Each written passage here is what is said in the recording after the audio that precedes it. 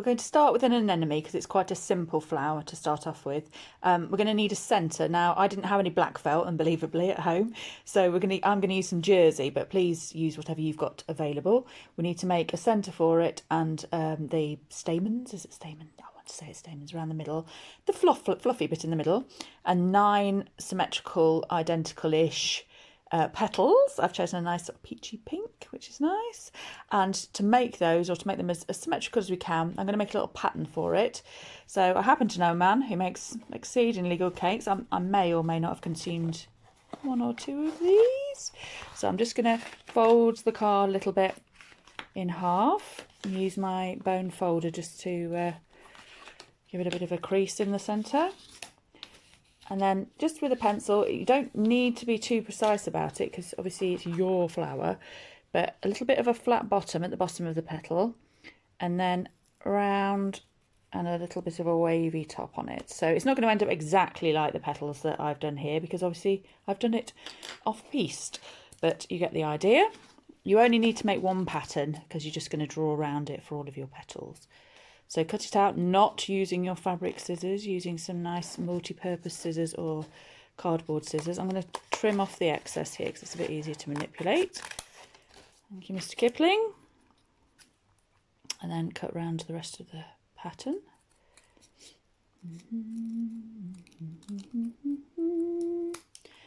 And the flat bit off the bottom. That just gives us a little bit to hang on to, because what I'm going to do is I'm actually going to stitch these petals because I haven't got a hot glue gun at home, but you could use a hot glue gun to glue these together. So then repeat the process. Either draw around each individual pattern on your piece of felt, or you can fold it over in half and pin it and just do half a petal and cut them out as we have done previously. But I've worked out on this particular piece of felt I can fit 9 patterns by top and tailing them all the way along. So draw around one that way or one that way. So I'm just going to draw around a couple and show you what I mean.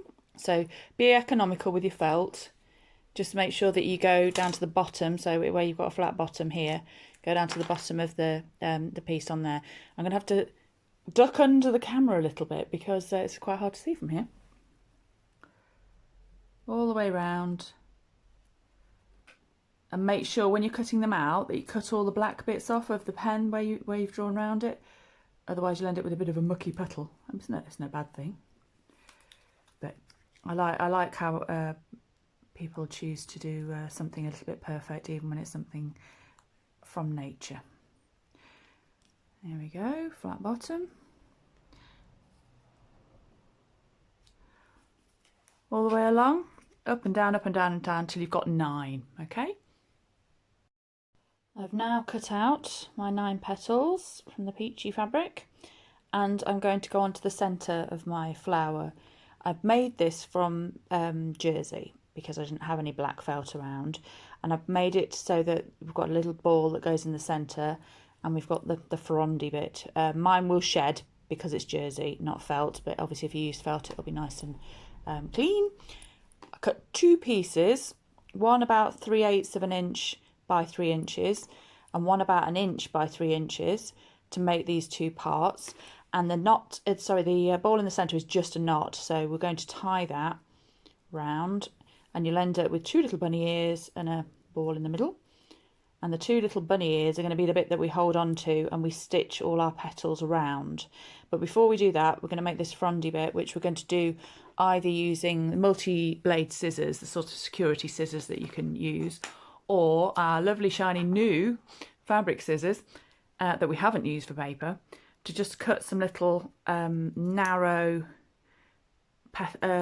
stamens, I want to say stamens, little shredded bits, thus like a little fringe. Ooh, I'm out of screen there. Little fringe till you've got something like this, with or without optional cat hair.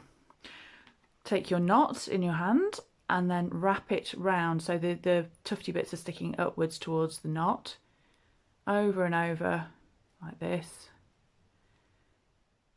keeping all the little frondy bits sticking up at the top, till you end up with the centre of an anemone. So there's a ball in the centre and then lots of bits, tufty bits all the way around the outside. We're going to then stick a few stitches in it to hold it in place. So I've just got black thread. That's the only thing I've got to hand at the moment, which is handy in that we're using black, but when we get onto the petals we might use a variety of colours. Hopefully you're not going to get to see it anyway, so I'm just going to go through and through a few times to make a knot and then stitch it across in just a running stitch or back stitch to hold all those pieces together. It's not going to be seen and it's not going to be taking any weight of any kind, so it doesn't need to be terribly pretty. There we go. Little knot to finish it off. That'll do. Snip it off and then you've got the centre of your flower ready to rumble. The next step is to start putting the petals on, and it goes on in 2 layers. They go 4 all the way round to start off with on the first layer. So you go, obviously I'm doing this in my hand, but as you're going around you'll stitch them in. So 4 to start off with, that's the top layer, which I'll do and then come back to, if that's okay. Obviously balancing it in my hand doesn't give the full effect, but you get the idea. Okay, I'll be back in a second. Now I've got the top layer of the 4 petals on, I'm going to add the remaining 5 into the spaces in between, so behind this one in particular. Again, I'm hanging onto these with my hand, but you get the feeling all the way around to build up the anemone from the bottom. And I'm back. So we've got 4 on the front, 5 on the back, and we've made a lovely anemone. I'm really pleased with how that's turned out with this little fluffy centre. But what we need to do now is make a backing for it so that we can attach it to the garland. The idea behind these flowers is that you're going to make as many or as few as you like, and that they're going to be movable. So you'll be attaching them with a ribbon. They'll need a little bow tie like this on the back, which will give you a leaf either side.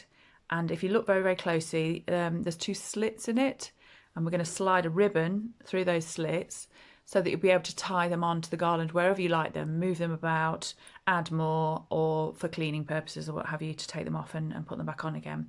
So we need to set our anemone to one side. I've left the needle and thread in it so that I can just start stitching this on once I've finished it. I'm going to make another one just so you can see how I did it. But I am going a bit freestyle. If you want to make a pattern in the same way with the cardboard, then you can. But if you just fold it in half and stick 1 or 2 pins in, which I've now mislaid, they've disappeared. Pin, there we go. I'm just going to put 1 in because I am fundamentally lazy, but keen to crack on. So it doesn't matter if the leaves match up or don't. Pick a centre point and start from there. I've got about 1 centimetre up.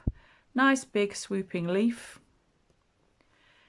Centre point again, and then starting from the same sort of point. Nice big swooping leaf.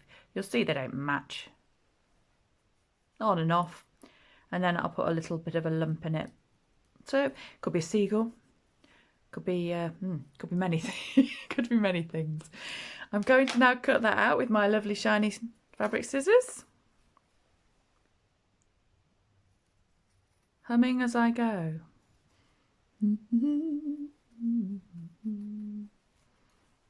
Just obviously the exciting part of it. See how it turns out. Looks very leafy, so that's good. Nice circle on the bottom. Give the anemone something to hang on to.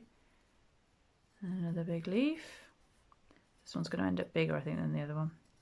But again, that doesn't matter because it's yours and you make it exactly how you like to make it. So we've got a nice area here where the anemone can attach to, and 2 lovely big leaves to go either side.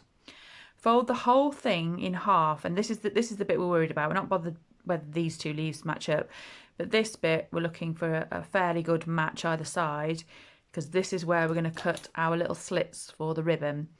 You don't need to be too precise about where you're putting them, as long as you've got 2 slits for the ribbon to go in and out of, and I've made that about 1/2 centimetre, so it'll be about a full centimetre for us to slide through a ribbon. I've got a very thin ribbon here because that's all I had in my work box this morning, but obviously you could use any width you like. It doesn't really matter. It could be string, could be anything. Okay, and what we're going to do is we're going to thread the ribbon through before we start. So you're going to go in and out of this. And we're going to keep the tail ends loose at the moment. I know I've got quite a lot on here, and we don't really need this much to tie it on with, but for the purposes of this, I'm leaving it as it is.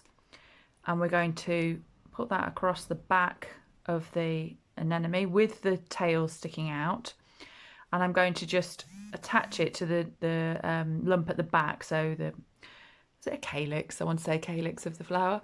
We're going to attach it around just with some through and through stitches. And then the other thing I might do is do a little tuck stitch in there, so it makes a bit more of a realistic leaf shape. I might leave it flat, but it just adds a little bit of dimension if you do that. Can you see what I mean? Okay, I'm going to crack on and do that. And there we have it, our first finished flower, little anemone. Tucked in leaves to give them a bit of dimension. Ribbon on the back so it can be attached to the garland. But you could use it in the house as a decoration for something else on the side of a vase, or perhaps as a wristlet for wearing around the house whilst you're in isolation, or in your hair to cheer you up during the day. It's a good start. Obviously choose your colour scheme, whatever you would like to use depending on the things you've got around the house, and have it either matching or completely contrasting to the flowers that we're going to add as we go along. But on to the next pattern now.